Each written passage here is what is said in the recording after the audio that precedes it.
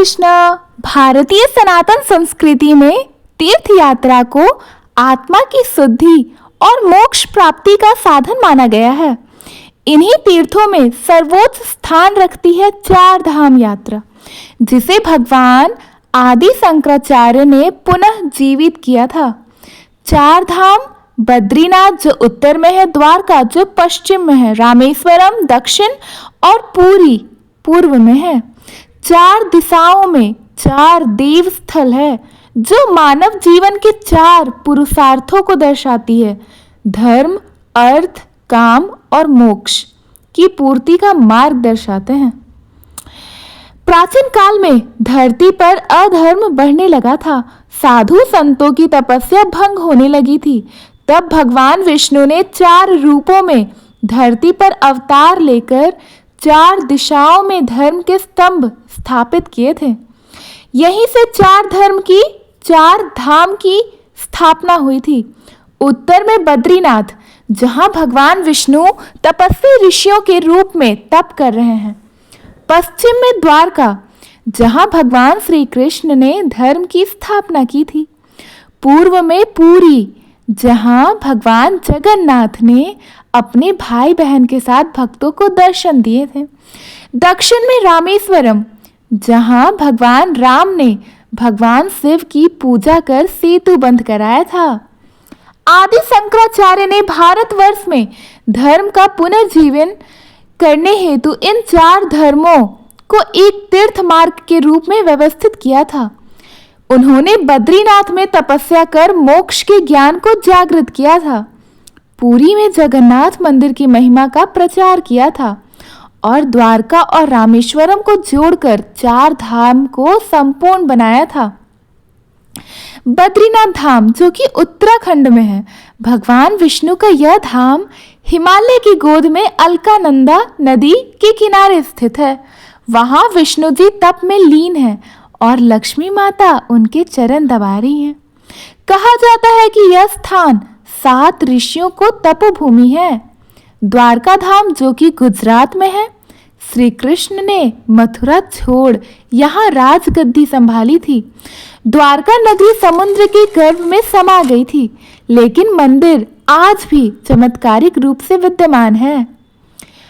पुरी जो कि उड़ीसा में है, जगन्नाथ भगवान, बलभद्र और सुभद्रा माता की मूर्तियां यहाँ नीम की लकड़ी से बनी होती है और हर 12 वर्षों में नवीनीकृत की जाती है, यानी कि नव कलेवर। रथ यात्रा इसकी सबसे भव्य परंपरा है। रामेश्वरम जो कि तमिलनाडु में है, श्री राम ने यहाँ शिवलिंग की स्थापना की और समुद्र पर सेतु बनाया था। रामेश्वरम को तीर्थों का राजा कहा गया है। हर भक्त जो चार धाम की यात्रा करता है, उसे एक गूढ़ आध्यात्मिक अनुभव होता है।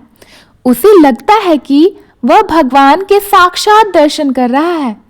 वृद्ध दंपति, साधु संत, छोटे बच्चे सभी भाव विभोर हो जाते हैं। चार धाम केवल भौगोलिक स्थान नहीं है, वे आत्मा की यात्रा का प्रतीक है।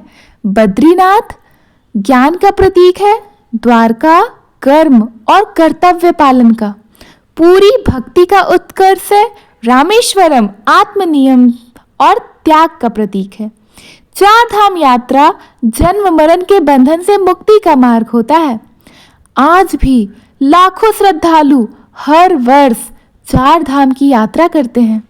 सरकार द्वारा चार धाम महामार्ग परियोजना के माध्यम से इन मार्गों को सुगम बनाया जा रहा है। हेलीकॉप्टर की सेवा भी है और रथ यात्रा तक की भी सेवा है।